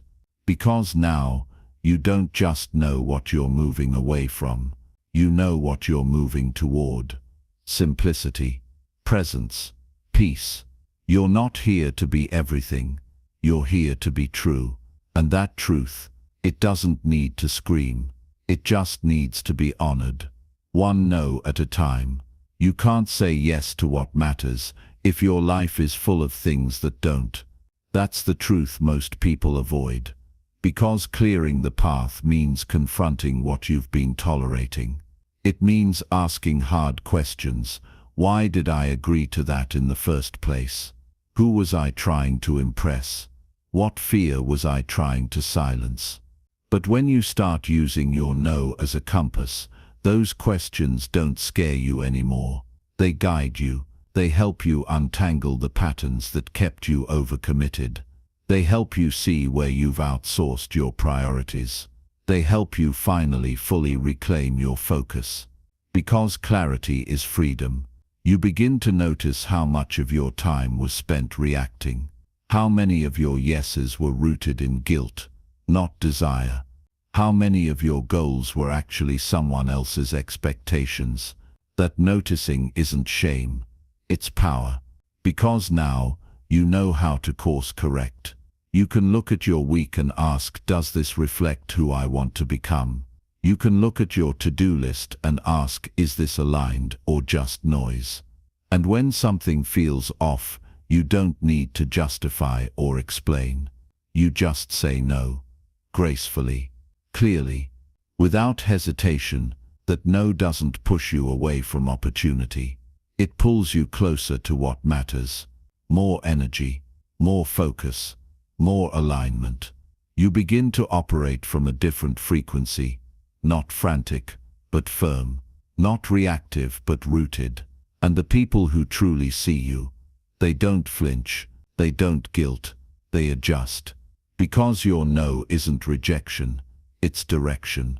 You're not lost, you're not scattered, you're not trying to please your way to purpose. You're choosing every moment, every interaction, every next step. And that's how your real life takes shape.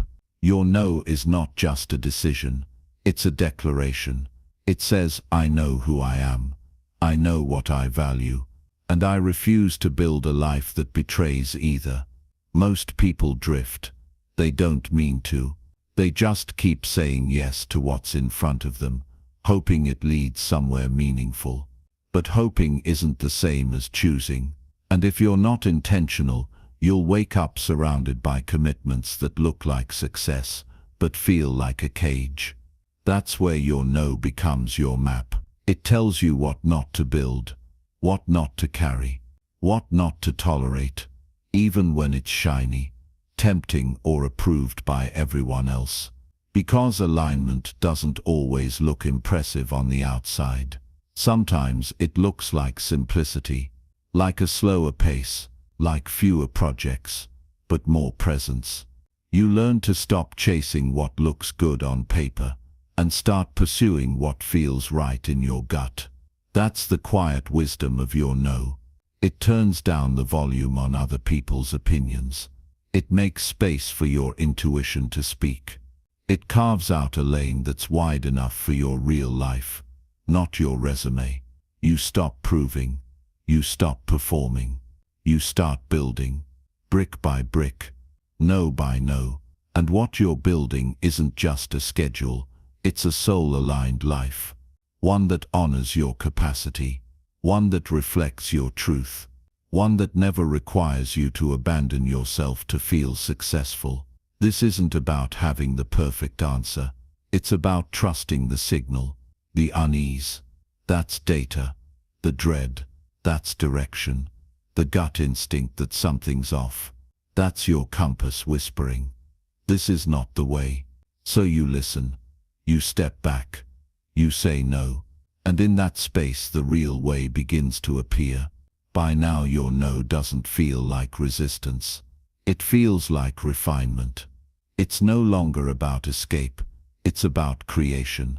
You're not just moving away from what drains you. You're moving toward what defines you. And that shift, it's subtle, but it's everything. You stop apologizing for needing space. You stop hesitating when your body says, this isn't it. You stop explaining decisions that were never meant to be committee approved, because you know. You've been tuning your inner compass this whole time. Every no has sharpened it. Every uncomfortable moment has clarified it. And now you move differently. Not faster, but truer. Not louder, but more rooted. You start making room for yes, the real kind. The soul deep yes. The yes, this matters to me kind. That yes has weight. It has joy. It has direction. And it only exists because you cleared the noise. This is how aligned living begins. Not with a breakthrough, not with applause, but with a quiet, consistent refusal to betray yourself for convenience. You're no longer asking what others expect from you. You're asking, what do I expect from myself? And you answer with action, with choices, with 1,000 small no's that create the space for one bold, beautiful life. No to urgency, no to guilt, no to living at the mercy of someone else's chaos. Yes to sovereignty. Yes to slowness. Yes to decisions that feel like peace in your chest. Your no was never about rejection. It was a return to your path, to your power, to your power, to your purpose. And now that you've found your compass, you're not lost anymore. You're home. You're Chapter 9. No makes room for real relationships. When you start saying no, people notice. Not just because you're doing something different, but because, for the first time, you're telling the truth. And truth changes everything. The relationships built on convenience, they get shaky, the ones that relied on your silence. They start to crack. The people who only loved the agreeable version of you, they pull away. Let them. Because every no you speak out loud sends a silent invitation. This is who I really am. Are you still interested? Real relationships respond to that kind of honesty, not with punishment, but with presence. They lean in. They adjust. They grow with you. But you won't know who those people are until you start honoring your own limits. That's the test. That's the filter. It's not about pushing people out.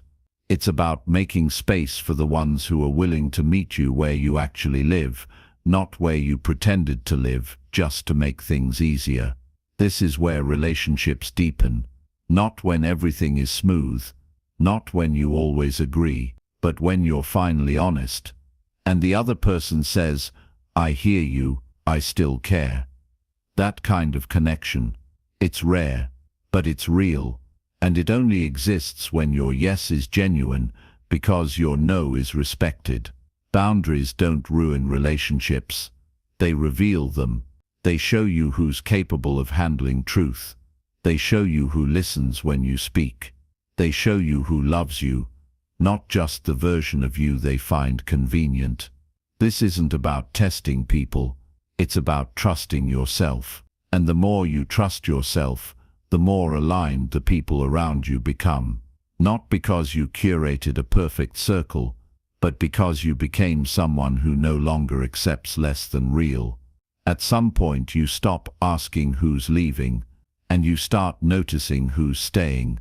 Not because you always agree, not because you always say yes, but because your truth no longer scares them. These are the relationships that survive your boundaries.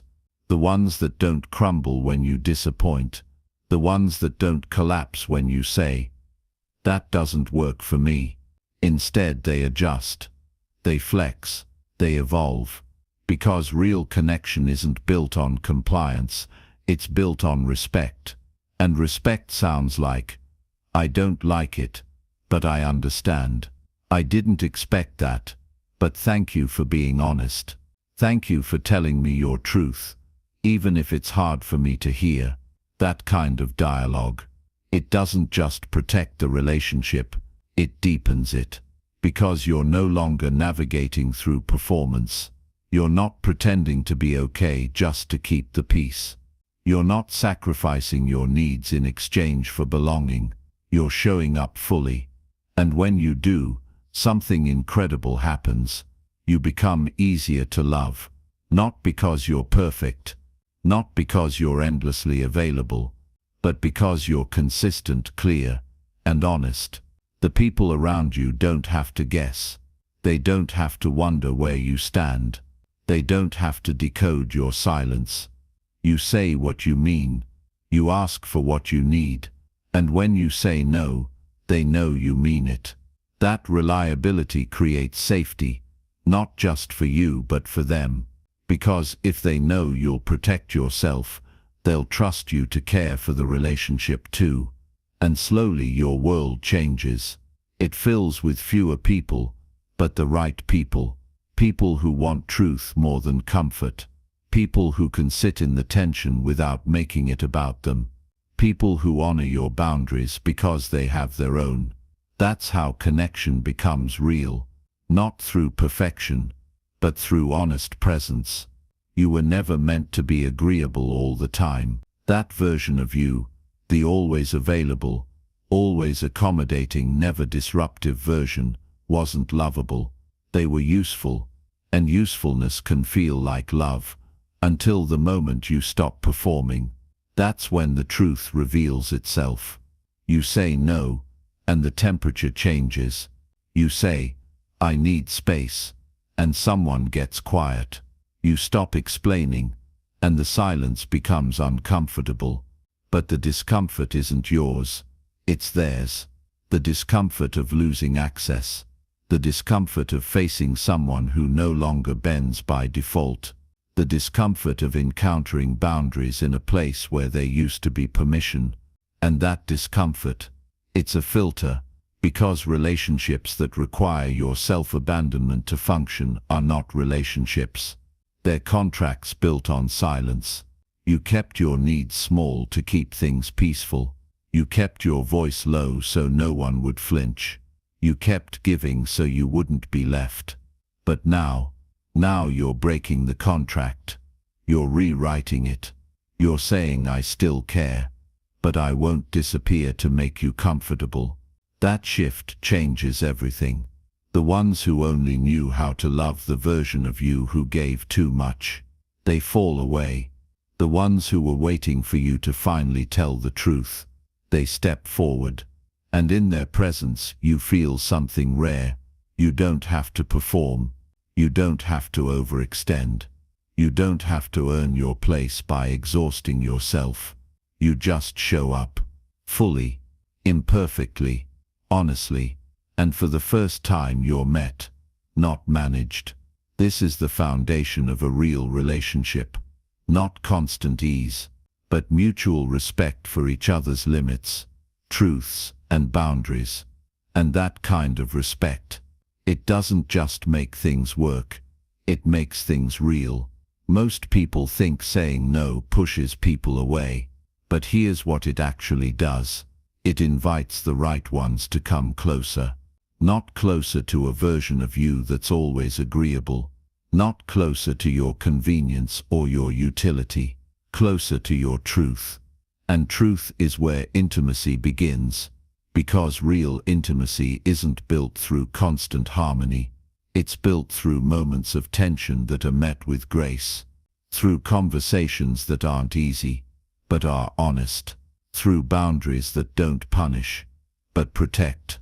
Your no teaches people how to love you accurately. It gives them a map to your nervous system, your needs, your limits. It shows them how to walk with you, not over you.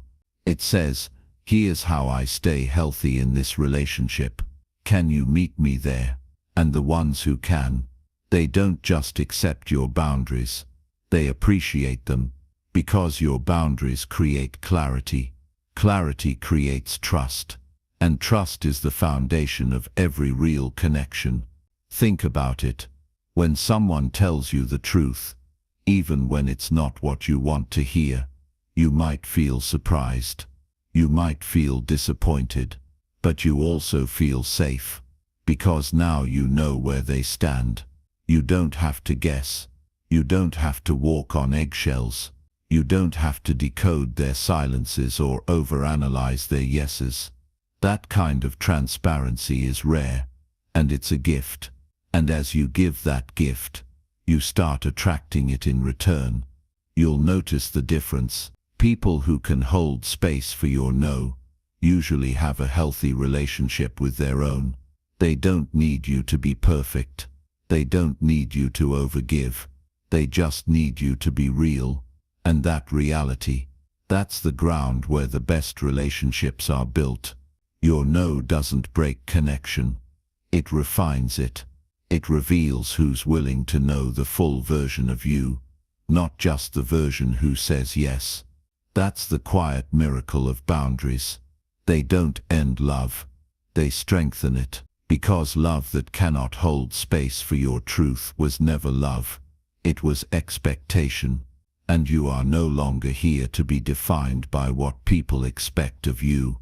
You're here to be experienced as you are. Not filtered, not muted, not convenient. Full, alive, aligned.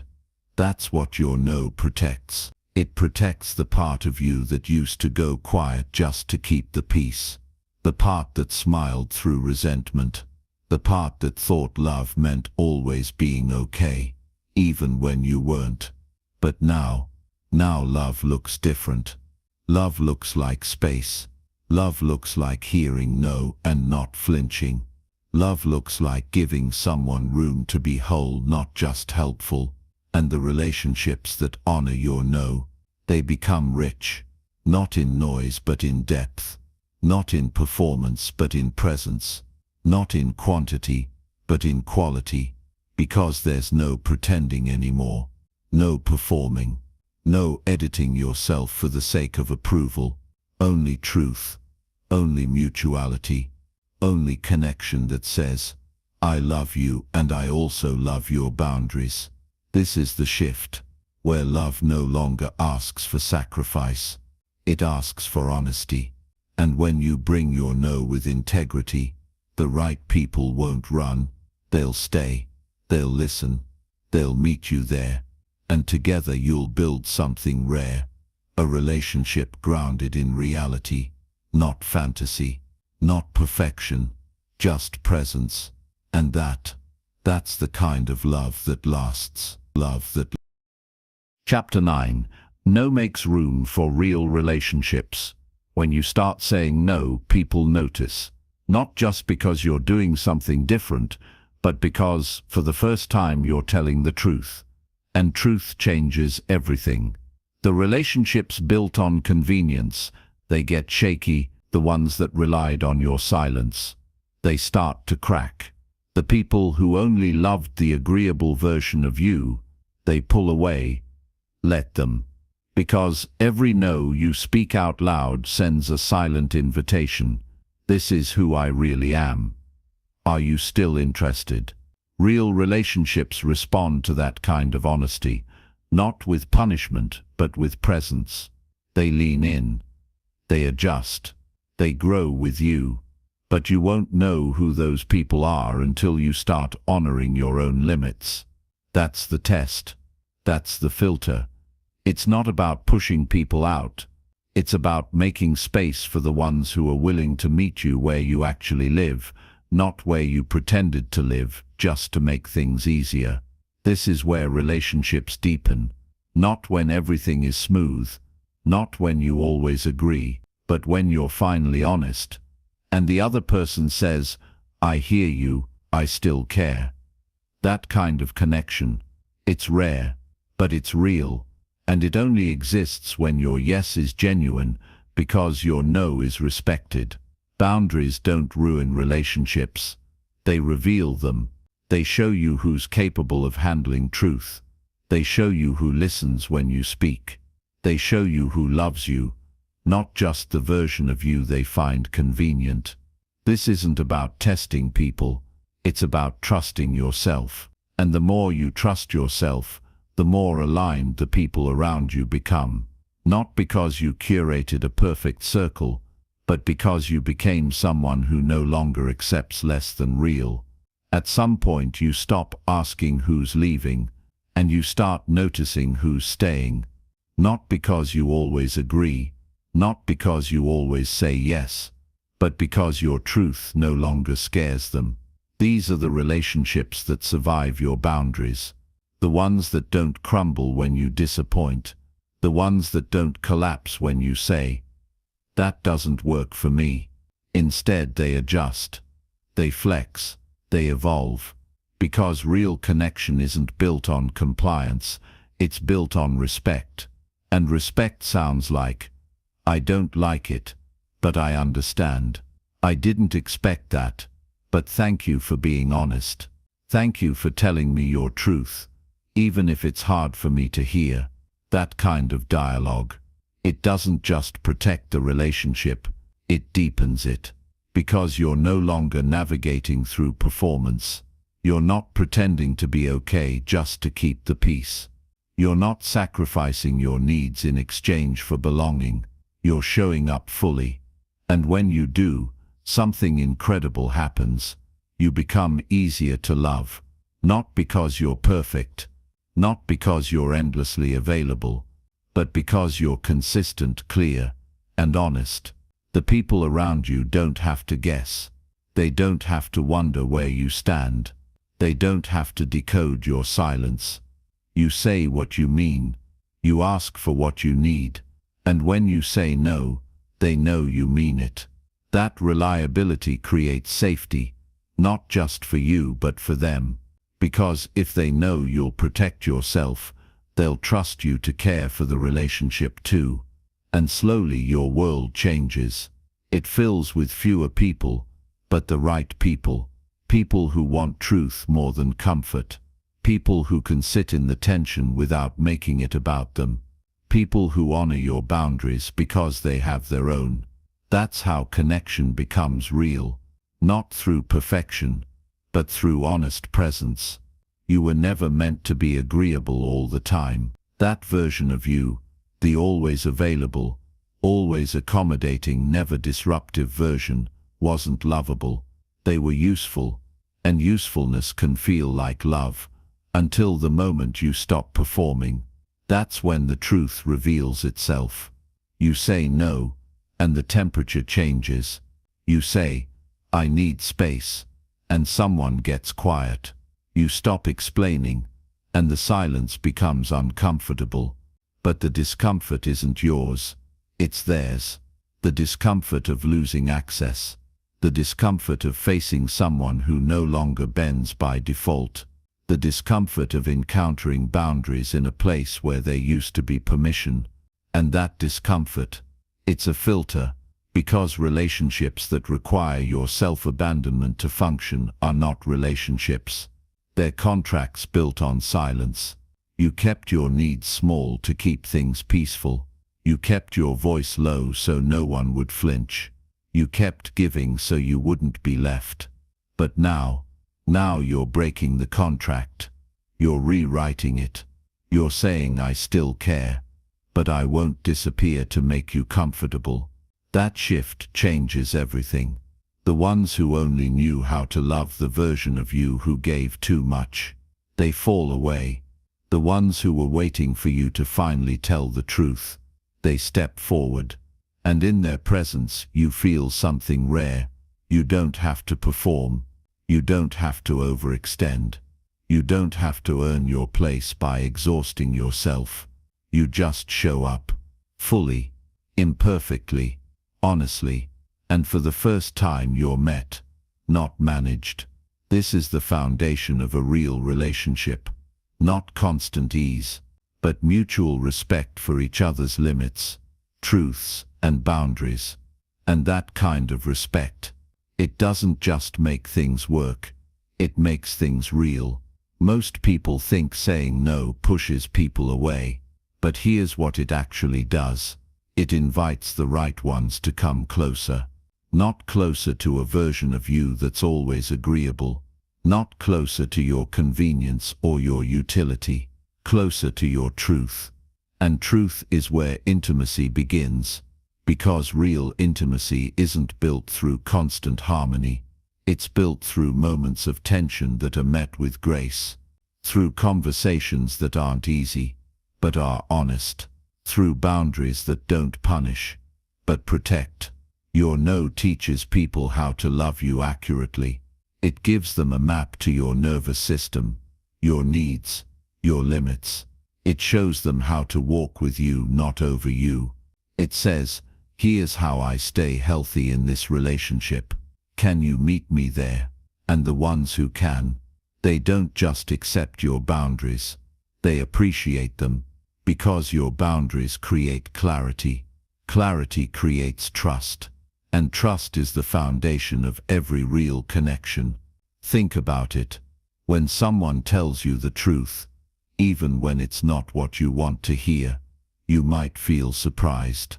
You might feel disappointed, but you also feel safe, because now you know where they stand. You don't have to guess. You don't have to walk on eggshells. You don't have to decode their silences or overanalyze their yeses. That kind of transparency is rare, and it's a gift. And as you give that gift, you start attracting it in return. You'll notice the difference. People who can hold space for your no usually have a healthy relationship with their own. They don't need you to be perfect. They don't need you to overgive. They just need you to be real. And that reality, that's the ground where the best relationships are built. Your no doesn't break connection. It refines it. It reveals who's willing to know the full version of you, not just the version who says yes. That's the quiet miracle of boundaries. They don't end love. They strengthen it. Because love that cannot hold space for your truth was never love. It was expectation. And you are no longer here to be defined by what people expect of you. You're here to be experienced as you are. Not filtered, not muted, not convenient. Full, alive, aligned. That's what your no protects. It protects the part of you that used to go quiet just to keep the peace. The part that smiled through resentment. The part that thought love meant always being okay, even when you weren't. But now love looks different. Love looks like space. Love looks like hearing no and not flinching. Love looks like giving someone room to be whole, not just helpful. And the relationships that honor your no, they become rich, not in noise but in depth, not in performance but in presence, not in quantity but in quality, because there's no pretending anymore, no performing, no editing yourself for the sake of approval, only truth, only mutuality, only connection that says, I love you and I also love your boundaries. This is the shift, where love no longer asks for sacrifice. It asks for honesty. And when you bring your no with integrity, the right people won't run. They'll stay. They'll listen. They'll meet you there. And together you'll build something rare. A relationship grounded in reality, not fantasy, not perfection, just presence. And that's the kind of love that lasts. Love that lasts. Chapter 10. Your life on your terms. Look at what you've created. Not just the boundaries, not just the brave no's, but the space, the clarity, the life that's beginning to take shape beneath it all. This isn't just about protecting your time anymore, it's about choosing your time. It's about filling it with things that nourish instead of drain. Your decisions feel cleaner now. Your relationships feel deeper. You're not explaining as much. You're not proving as often. And most importantly, you're no longer apologizing for existing. Because now, you understand what this was all about. You weren't trying to become difficult. You were trying to become free. And freedom doesn't always look big. Sometimes it looks like a cancelled plan and a quiet night. Sometimes it looks like deleting the app. Sometimes it looks like saying no thanks without an essay attached. These small acts are not insignificant. They're the infrastructure of your new life. A life with margin, a life with rhythm, a life with integrity. Because saying no was never just about boundaries. It was about building something better, something aligned, something that lets you breathe. You are no longer a collection of obligations. You are a person with needs, with dreams, with preferences that matter. And every time you say no, you're saying yes to that person, to the one who no longer disappears behind politeness, to the one who no longer flinches at someone else's disappointment, to the one who is no longer afraid to be seen choosing differently. This is your life, and you are finally claiming it. The more you say no, the more you realize peace is not a fluke. It's not luck. It's not something that randomly shows up when the world decides to be kind. Peace is built, brick by brick, choice by choice, no by no. And you're the architect now. You no longer say yes out of fear. You no longer jump when someone asks. You no longer carry what was never yours. Instead, you pause. You breathe. You check in with yourself first. Because now you know every yes has a cost, and you've stopped treating your time like it's free. This shift, while subtle, touches everything. You move slower, but more intentionally. You're less reactive, more grounded. You speak with fewer words, but every one lands with purpose. You start designing your day around your energy, not your calendar. You stop explaining your rest. You stop apologizing for needing less noise, less chaos, less pressure. Because this is what you've been chasing all along. Not control, not success, but clarity. Clarity about what matters. Clarity about what drains you. Clarity about what deserves your time, your heart, your presence. You don't need to be everywhere. You don't need to be everything. You just need to be you, fully, wherever you are. And when you live like that, you don't need more. You just need enough. Enough space, enough energy, enough trust in yourself to walk away from anything that feels wrong, even if you can't explain it. Because that's what living on your terms looks like. Not loud, not chaotic, just clear. You don't owe anyone your exhaustion, not to prove your loyalty, not to validate your worth, not to keep a role that's quietly killing your spirit. That's what your no has taught you. You are not more lovable when you are more available. You are not more valuable when you are more exhausted. You are not more deserving when you are more agreeable. You are worthy, period. Even when you rest. Even when you say no. Even when you do nothing but breathe. That realization doesn't just change your choices. It changes your identity. You stop performing. You stop chasing gold stars. You stop trying to impress people who wouldn't know what to do with your truth anyway. You shift from seeking to standing, from explaining to simply existing, from proving to living. And in that stillness, something begins to bloom. Confidence. Not the kind you post online, but the kind that comes from knowing you can trust yourself, that your no is not impulsive. It's not a rejection of others. It's a return to self. This new life you're living, it doesn't need to be validated. It doesn't need to look like anyone else's. It just needs to feel like home. And when you walk through your day now, head high, heart steady, space protected, you don't feel guilty for it anymore. You feel grounded. You feel light. You feel free. Not because the world changed, but because you did. You stopped living for access, and you started living for alignment. That's not selfish. That's sacred. And it's yours. You've probably noticed it by now. The more you honor your boundaries, the more your life begins to organize itself around peace. Not perfection, not productivity. Peace. People start to treat you differently, not because you demand it, but because you embody it.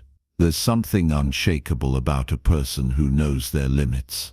Something calming about someone who doesn't flinch at saying, "That's not for me." Something magnetic about someone who's no longer available for chaos. You become a mirror. When you hold your boundaries with grace, others begin to consider their own. When you rest without guilt, you give others permission to pause. When you say no from a place of grounded clarity, people lean in, not to convince you otherwise, but to understand what clarity sounds like. This is leadership. Quiet, firm, invitational. You're no longer in the business of convincing or conforming. You're in the business of choosing. Choosing peace over performance, stillness over speed, substance over spectacle. You realize the life you used to chase doesn't even appeal to you anymore. The noise, the hustle, the need to be seen doing everything for everyone. You've traded it for something better, a slower rhythm, a deeper truth, a way of living that fits your nervous system, your values, your actual self. This is what people feel when they're around you now. Not your effort, not your hustle, your alignment. And the beauty of that, you no longer need to be loud to be felt. You've become a quiet revolution, one that starts every time you say no, one that grows every time you protect your energy, one that leads not by force but by example. This journey started with a single word, a word that felt heavy at first, awkward, uncomfortable, even selfish. No, but now, it's become your anchor, your compass, your quiet revolution. Because every time you've said it, something opened. A boundary got stronger, a relationship got clearer, a piece of yourself returned home. That word, small as it is, has rewritten your life. Not because it was loud, not because it was easy, but because it was yours. Your no became a doorway, a filter, a line in the sand between who you were told to be and who you're finally allowing yourself to become. You're no longer performing. You're no longer overextending. You're no longer seeking permission to rest, to pause, to walk away. Now you protect your peace like it matters, because it does. Now you choose your relationships based on resonance, not obligation. Now you move with a kind of quiet confidence that only comes from someone who has stopped betraying themselves. And as you continue forward, you'll keep saying no to urgency, to pressure, to everything that pulls you out of alignment. But not because you're hard, because you're whole. Your no is no longer a wall. It's a gateway. It's not about isolation. It's about intimacy with yourself, with your truth, with the life that finally fits. So let this be your reminder. You are not too much for honoring your needs. You are not difficult for protecting your time. You are not unkind for choosing your well-being over someone else's expectations. You are clear. You are brave. You are free. This is your life. And now you're finally living it. On your terms. Conclusion. This was never just about saying no. It was about remembering that you have the right to choose, to rest, to change, to protect the life you're building, even if no one else understands it. It was about reclaiming your energy, recentering your voice, rewriting the story that told you your worth was tied to your usefulness. Every no you speak is a declaration. I belong to myself now, so take this clarity with you, into your relationships, into your decisions, into every space where the old version of you would have said yes to be liked. You don't need to be liked. You need to be real, and that's exactly who you are becoming. Honor your time. Trust your instincts. Say no when it costs too much. And remember, saying no isn't the end of your connection to the world. It's the beginning of your connection to yourself. Live like that. If you found this content enriching and valuable, we would be deeply grateful if you could express your appreciation through liking and subscribing. Your support is incredibly meaningful and enables us to continue creating content that resonates with you. For those who think this is a great gift for yourself or for your loved ones, you can find the link in the description.